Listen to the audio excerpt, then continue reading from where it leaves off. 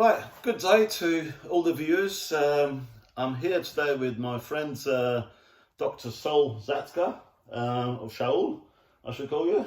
Call me anything you want. Yeah. Well, in English, I think it's... As long as you pronounce the name of the book properly. Yeah, the book that we're going to talk about is one that I've plugged before, The British Suicide. It is a fascinating read. I made an earlier video about the book. If you haven't seen it, I recommend you see it. But today, I finally managed to get hold of Saul, who is a businessman. He's travelling a lot, and finally I got to sit down with him, actually talk to him about the book. Now, if you haven't seen that other video, let me just quickly read the back of the book, because it sort of tells you what the book is about. It's called The British Suicide, and it's about 20 years of catalogue of systematic failures in security and not being able to deal with homegrown terrorism, Islamic terrorism in the UK. In the book, just giving you a summary of it, the book will tell you that the Osama bin Laden was on the verge of settling in London instead of Afghanistan, that one of the masterminds behind 9/11 was given an asylum by the Home Office, that the MI5 was sheltering hate preachers behind the back of the American and French intelligence, that an Al-Qaeda preacher who was connected to jihadist John and the Tunisian massacre lives on benefit in West London to this day, still to this day. Absolutely, yeah. And that the Manchester Arena bomber built his device with the help of a Gaza-based Palestinian group. I was reading this book, and all the time I was just throwing my hands up in the air. I mean, some of it I already knew about it, but you've really gone into detail and sort of researched each case, haven't you? Starting from 20 years ago and what led to the 7/7 bombings. Long before 7/7, the first ever jihadi murder on British soil took place in East Ham College in the East End of London, when after a wave of preaching from a hate preacher called Omar Bakri Muhammad, who was the leader of the Muhajireen. Who was the leader of the Muhajireen, and he was very much connected to Hizb al-Tahrir. Yeah. And which only just recently got banned. Recently, only yeah, recently. Very recently, yeah. This year. This year, yeah. Even though it was banned in all the other Muslim countries. And some European countries. And some European countries, yeah. And Hizb al-Tahrir, as you may know, was responsible to some of the most horrible suicide bombings, including the one that took place in Tel Aviv in 2003, about a year and a half before the 7/7 bombing. So he was in this particular college, and he incited the Muslim students to hunt down all other Muslims who do not observe the Ramadan at the same time, and eventually they killed a Nigerian Christian student. It was during the time when John Major was the Prime Minister. So it started, of course, a long time ago. And if we want, we can go back to the time when the fatwa has been issued by Ayatollah Khomeini against Salman Rushdie, and when the event was celebrated by British Muslims, especially in Eastern England, starting in Bradford, actually without the community in Bradford, even the Ayatollahs would not know about the book at all, let alone the fact that they never read it. So it started, I think, during the fatwa. But I thought that I want to sum up the last 2 decades of terrorism and political appeasement and military blunders that characterize the way the British still today fail to protect the citizens from the menace of UK jihadism. It was the first ever terrorist attack that has been committed by homegrown Muslims, people who lived and born in this country.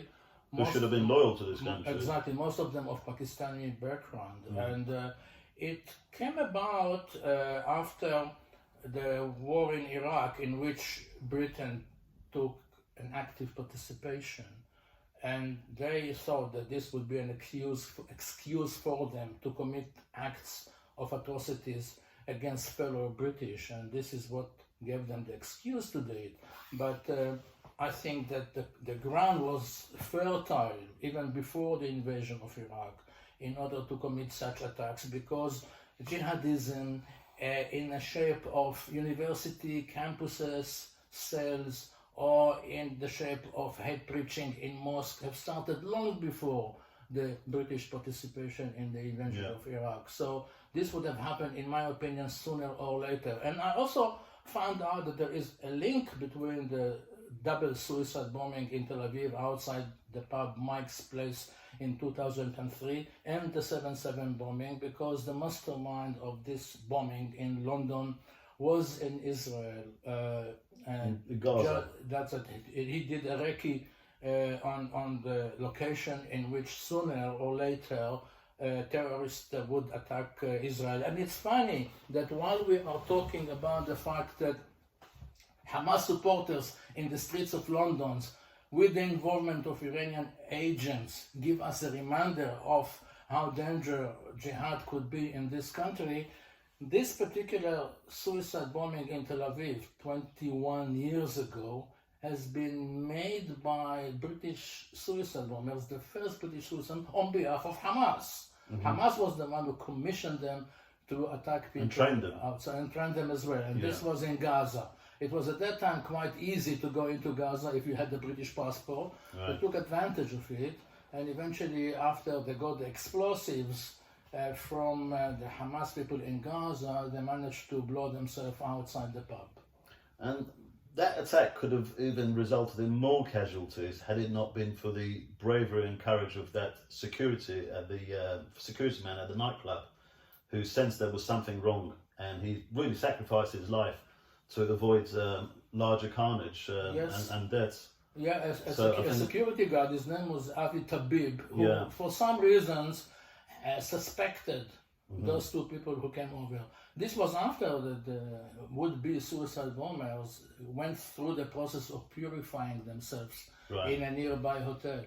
Namely, purified themselves before the martyrdom. That's right. Namely, wearing brand new knickers and do all the necessary things in order to reach heaven in a good shape. And be with the 72 virgins in a. Exactly, preparing themselves for the virgins. So we have to drink to the fact that only three people were killed, and those three people who are the musicians who had a cigarette outside during a break, and they were unfortunate enough to be hit by the bombers. One of them did not manage to detonate the device, but we know everything about them. And in fact, the other one who managed to escape after he failed to detonate the device and eventually was found dead at the sea, he was a student at King's College, where I had my PhD, and he was under the spell of the Hizb al-Tahrir. He came from a Kashmiri secular family in Derby. His parents had no interest, enthusiasm for political Islam or anything like that. And he was radicalized by his wife, who was also a student at that university, and by the Hizb al-Tahrir cell. Because Hizb al-Tahrir was allowed to be active on the campus, basically. Yeah, the British thought that it's better to let Hizb al-Tahrir act without any intervention. Yeah, this is the excuse that I keep hearing from the British security forces. A friend of mine was at university with one of the top security officials in this country, and every time he was mentioning Hizb al-Tahrir and other Islamist groups to him, his excuse was, it's better that we see what they're doing. But it seems that they don't see what they're doing, because obviously the evidence suggests that they're not stopping them, they're not monitoring them, they're just allowing them to grow and radicalize more and more people. Absolutely, it's an absurd, because all the time, until very recently, they kept saying Hizb al-Tahrir should be operated above ground. And suddenly they ban them. And even when they ban them or when they prescribe them, I mean, for example, Hamas is prescribed a terrorist group. Only recently as well. Okay, but at least it is now, Yeah. But nevertheless, how is it being implemented? Because all the time you see people that are supporting Hamas. So supporting a terrorist group should be illegal, but nothing is being done about it. Not only that, they attack people who express explicit opposition to Hamas on the streets, and the police does not lift a finger in order to stop them. Remember the famous brave Iranian dissident, a friend of mine, who does it, and some others as well. And mind you, until very recently, it was very easy and even permitted to say, let's declare jihad against Hindus, Jews, women, or even homosexuals. Only a recent law forbids the shout for jihad in the streets of London. This is all very recent. Actually, until 9/11, it was very easy and permitted to say, let's kill everybody, because there was no law. They thought that the call for jihad is part of the culture of freedom of expression. So, why do you think the security forces are failing so badly? Is it political correctness? Is it their incompetence? What do you think is the But reason? to give them a credit, in the last 20 years since the 7/7 bombing, they managed to foil numerous attacks. This is because after 7/7, they realized the military blunder and the intelligence failures that prevented them from stopping the carnage in London, despite the fact that they had so much evidence about it, plenty of writing on the walls. And for example, they found out that within the security service, the MI5, they don't have anybody who speak Urdu. Not even a single person, so they were completely off track. They could not really understand after what happened, how could they ignore the fact that under the surface there is a great deal of homegrown terrorists in big numbers. I heard there was an unwritten agreement between them that they would be allowed to stay in this country so long as they don't carry any attacks here. Absolutely, yes. And 7/7 broke that agreement. That was it. It was broke the agreement. It did. I don't think that the penny dropped completely after 7/7, but there was a tacit agreement to which many well-known jihadists and hate preachers were part of. One of them was the Omar Bakr Muhammad that I mentioned his name before. The other one was Abu Qatada as well. And he was the one who was even hidden by the MI5 from the fact that the French intelligence wanted to arrest him for plots against French people. So it is definitely a situation in which the secret services, with or without the approval of everybody in the government, seek to have quiet and tranquility on British soil by having an agreement in which, as long as they operate from Britain against other countries, it is fine by them to keep them operating. So let's go back to what you're saying. So you're saying that in recent years they've had some success, they've foiled numerous number of plots, but still some of them have got through the nets. Yes, and it is quite inevitable. However, there are still very many blunders that enable. So let's go back to the blunders. What's the root cause of the blunders? Well, I think that the security services are not professional enough. They are not ruthless enough. And they are also subjected to a policy of appeasement by the political level, and this is the problem, because if they act independently, I think better results would be achieved.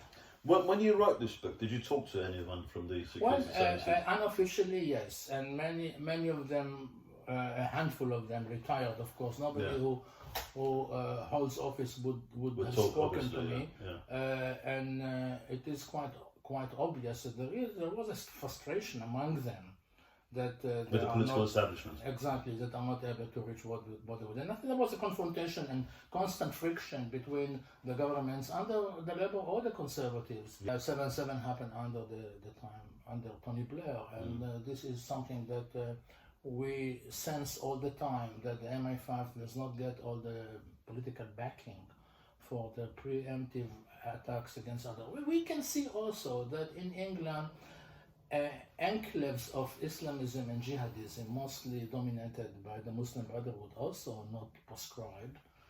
In countries, in cities like Leicester or Manchester, which enabled eventually the menace of the Libyan enclave in Manchester to go to such a level that the atrocity in the Manchester arena in 1917 was allowed to happen. I was going to actually highlight the Manchester bombing. Out of the number of different cases that you mentioned in the book, the Manchester bombing for me was the worst series of blunders that went one after the other.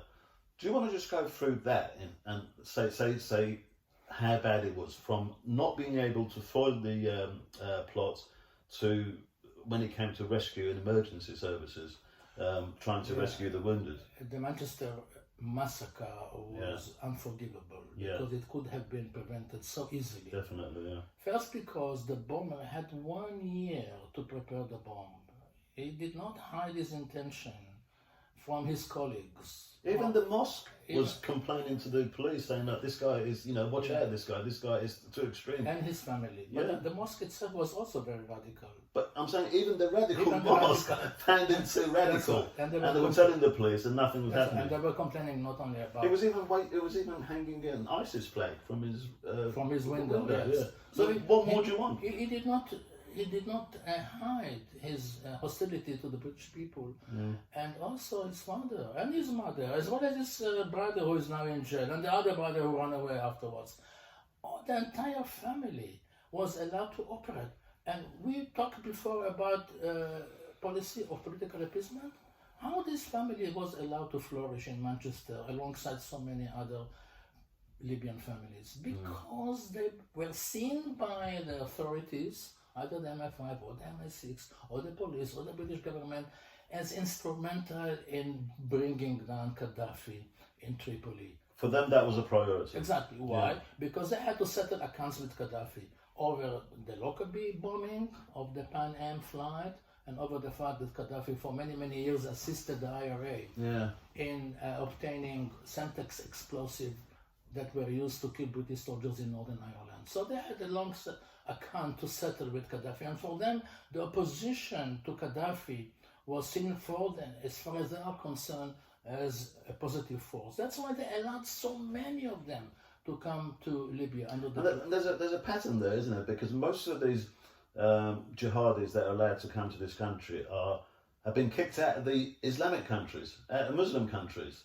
And it's as if they're sort of just sending their refuse over to Britain, saying, we're getting rid of them, you take them in. Yeah. And Britain saying, yeah, thanks. And they took them. And we are talking about the fact that it created a great deal of resentment among certain Arab leaders. Not all of them would be regarded by us as complete dictators, like Hosni Mubarak in Egypt. Yeah, there was an ally. Like Ben Ali in Tunisia. They were allies. Yeah. And they progressive leaders in the Arab country. You may call them enlightened dictators, but they try to maintain their pro-Western line in their own country. The British refused to understand it. They gave them, on behalf of human rights principles, the possibility to have an asylum here and to create an enclave from which they were preaching not only against the original countries and the governments, but also against the British people and the West in general. And actually, we can also talk about Musharraf of Pakistan. He was also complaining about it. We could read it also in his book.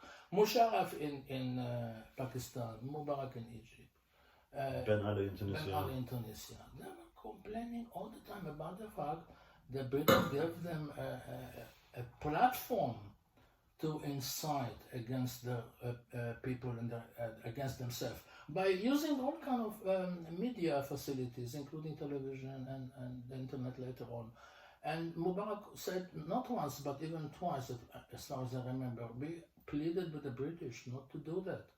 And I singled out one of them called Hani al-Sibai. Hani al-Sibai supported the 7/7 bombing, supported and even guided Jihadi John, was connected to the massacre on the Tunisian beach in which 36 tourists were murdered, and is still living in this country in Hammersmith and enjoying disability benefit.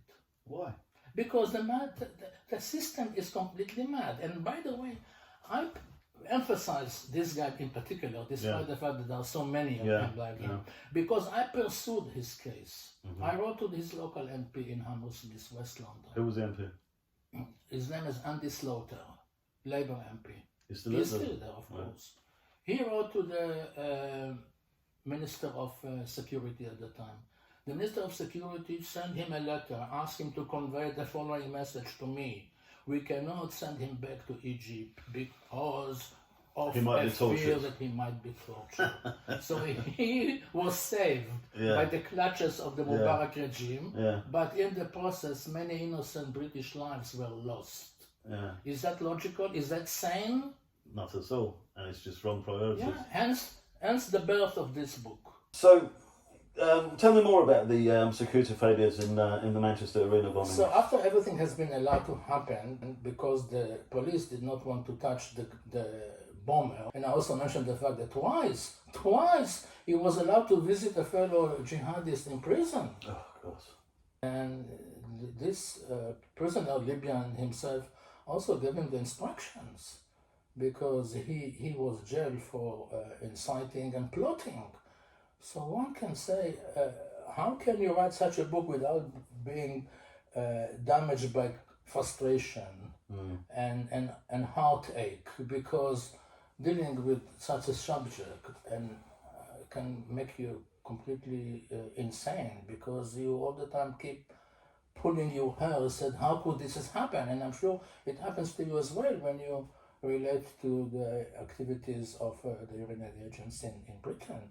And I think one of the crucial points which have been highlighted by the inquiry in Manchester was that at one point one of the security guards noticed the bomber before the concert. He saw him praying in a corner where there was no CCTV. And he must have thought to himself, what is someone like that doing with a huge heavy bag behind him? This was really an arena, a concert that was mostly attended by young girls. And they saw him praying, and they did not want to question him because they thought they would be accused of racism. And this happened maybe half an hour before the blast. So one can understand how frustration can grow out of such a fact. And we know that it will happen again. We know that. So because that part of the problem hasn't been not only it hasn't been solved, it's still not being addressed. Exactly. You know, they're still not saying like, okay, well, there's a problem here. Yeah, it's not part of the public discourse. Yeah, exactly. Yeah. There is still a taboo. Yeah. Well, what I'm saying all the time, that the public discourse is castrated by those rules, and this book are the victim of it, as we will find out later. So then, after the blast, there were plenty of untold blunders by the emergency services, the fire brigades, the ambulance service, the police. Yeah, that was the even more surprising bit for me, because you know, after these incidents, you normally get the politicians thanking the emergency services and everything. Like, you know, this is like a normal sort of like a set pattern that, you know, after an incident, you know, our thoughts are with the victims and we thank the emergency services and all that. But in this instance, in the Manchester Arena bombing, there wasn't really much to thank. Nothing, but they still got medals in Buckingham Palace. Had to reward bad behaviour. A policeman who went to buy a kebab during the blast, she was supposed to be there at the time.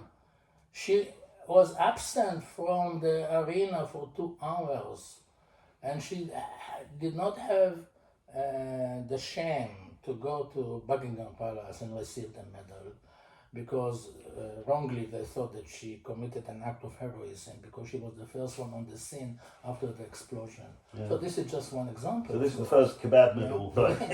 And many others, high-rank officers, also were rewarded. Actually, I might go and have a doner kebab tonight. I mean, maybe I should get a medal for that. Like, well, let's have one instead. It is safer. And by the way, Potkin, I want to tell you something that people thought was not true, that only a few weeks before, Andy Burnham was elected for the first time as the mayor of Manchester. And during the election campaign, he told the Muslims, skip the police. You don't have to go to the police if you notice a plot of terrorism. And he also denounced the PREVENT program because it has been initiated by the Tory government. And I think he would be embarrassed to be reminded of that, but nobody mentioned it to him at the time. But it is in my book. That's exactly what this is. I believe that he also contributed to what was happening. I can say it without any hesitation. Anyway, so the blunders were so crucial that at least some of the lives could have been saved. And this is not from me, Potkin. It is from the Commission of Inquiry that has been set up afterwards. And all these horror stories emerge to the point in which all the lessons of 7/7 were not learned. And with the present Chief Commissioner of the Metropolitan Police, Sir Mark Rowley, was he involved in any of these? I don't think so. I'm always wondering what he got his knighthood for. Oh, well, they can get knighted for going to buy kebab, as we found out. So I really don't know, but, since you mentioned him, he also displayed a great deal of weakness. Despite government opposition, when he allowed the pro-Hamas demonstrations to take place in London every other week, because he could have limited them, as the French and the German governments did at the time after the 7th of October massacre. He could have told them, okay, you can demonstrate, but you don't have to march, stay in one place, be static. He did not say that. And even the marches, I mean, when I've been to a few of them, I see them being policed so badly. Because with a march, you should definitely sort of cordon the protesters from the counter-protesters and get the marchers to move, not stay somewhere statically. The counter-protesters were actually discriminated against. The government, the police would argue that they did it for their own protection, as it happened to you personally, but certainly gave preferences to the majority. The majority of the marchers, we don't have to delude ourselves. They are not. They were not in favor of ceasefire because they would mention really the hostages. It's all just one-sided. They never mention the hostages. And also, some of them say, "Oh, we're not pro-Hamas, we're pro-Palestine." I say, "Okay, well, fine, but show me one protest that you've carried out in the last 9 months now, in any of the British cities where one placard condemns Hamas, or you chant one chant against Hamas, or you ask for release of hostages." Absolutely. I found this book really, really useful, both as a fascinating read and also as a reference that I can keep and refer to. I mean, I'd expect all the people involved with security services would read this book. But you've had problems even with advertising and publishing the book, haven't you? Even before advertising, I had a problem publishing the book. No one would publish it? Nobody would publish it without even reading it. Once they hear about the subject, they say, no, sorry, the phrase is not suitable for our publication list. Is that because of fear of it? Or? Because of fear of it, they don't want to have another exactly, or others who were connected to the book, so they say, no, it doesn't fit. Specifically, do you want to name it? I self-published it. Yeah. On Amazon. Luckily, Amazon did not ban it. But which is good in one way because it's quite cheap, isn't it? It's only £8. Because I don't do it for money. I do it for people to increase awareness. But if it was done by a publisher, I assume it'd be more expensive, wouldn't it, than if you self-published? It would have been at least 15. Okay. But specifically, do you want to name any of the publishers that refused you? Oh, there are so many I cannot remember. But I decided after a few that I'm not going to approach them anymore, because they did not want to handle these hot potatoes. But when we talk about public relations officers that I wanted to hire in order to distribute the book among the media outlets, they also said, we are not touching it. We don't do anything that has to do with jihad or terrorism. One of them, ironically, is called Fire PR. So can you imagine that this Fire PR wrote back to me, said, we don't deal with controversial issues, and they call themselves Fire. And they assured me that the fees, that the money I paid them would be refunded. But this is the whole point. They don't want to confront the real issue that is going in the background. That is such a shame, and it's sort of quite telling actually. How long did it take you to write this book? Well, it took me a few years, but during these few years I wrote a few books, but I did not publish them because each time I decided to delete chapters, to have a rethinking about what was going on. So in terms of material, I had enough for maybe 3 or 4 books. Eventually I tried to narrow it down to a few issues, and I thought that by doing so I would highlight the most important subjects in this particular topic, because I wanted people to be informed about things that either they forgot already or they did not know about it at the first place. like a Muslim enclave that has been created in Leicester by Algerian migrants. It is quite funny that many of those who are here acting against Western governments came from France, that they don't have any affiliation, cultural or otherwise, to Britain. But the French did not want them. The French tried to impose strict rules on them and on their wife. But they came over, and many of them are saying, in Britain, we can practice Islam, all forms of Islam, Wahhabism or Jihadism, freely. And this is what the British supposed to be aware of, because they are in fact becoming the drawing board of so many of those jihadists who are already in Europe, and they come to Britain because here they can express themselves. Many of them come from Germany, France and Sweden. A few days ago there was a book signing that I attended to, and I asked you the question, if you were the Prime Minister of Britain today, what would you do to resolve this problem? And I wanted you to give the answer that you have in the last chapter in the epilogue, where you go through a list of recommendations. Do you want to go through them briefly? Well, you hit the nail on the head. I think that many British governments could take immediate steps. Yeah, and easy steps. And as easy well. steps. Yeah, that it's not a big exactly that would problem not, to solve. Yeah, because we should not forget the fact that what I'm writing about has been approved also in spirit and word by many Muslim, liberal, seculars who live in this country, and they look in despair at the shortcomings of successive governments when it comes to deal with the menace of jihadism. And I think one of the first recommendations that I mentioned in my conclusion chapter was that it's about time to root out the phenomena of hate preachers. Yeah. And we can see this is an industry that does not stop acting. We could see a surge of hate preaching in many mosques after the 7th of October massacre and the Israeli retaliation in Gaza. We could see explicit incitement against the Jews in this country, despite the fact that the Jews are not involved in what is happening in Gaza. So I said once and for all that it's about time that the British will kick out all these preachers. Some of them don't even have British citizenship. Yeah. Some of So them it's are easy even to kick them out. illegally here. Yeah. So it's And not a problem kicking them out. That's at all. right, and they don't lift a finger about it. The French started doing it. I think the penny is dropping faster in other European countries like in Denmark, in Germany, in France. In Holland. In Holland, definitely.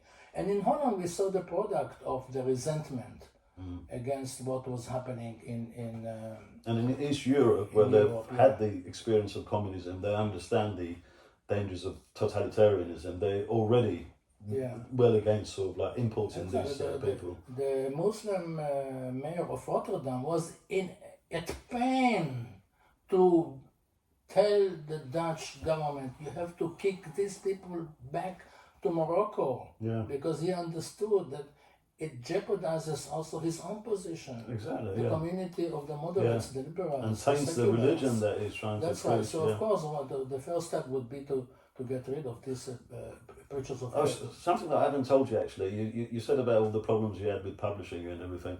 You know the video that I made about the book before? Do you know that one has also, YouTubers put an ad suitability on it? Really? Yes. I did not tell me that. Yes, I forgot to tell you, yeah. So far my book is hidden from the public eye because I could not really distribute it, despite its low price. It's been a pleasure meeting you today, Saul, and thanks for giving me this time. And hopefully we can do it again. Thank you for coming, and I hope you enjoyed the wine. Yeah, I did. It was fantastic. What was it? It's a French wine, was it? Yeah. Excellent wine as well. Thank you.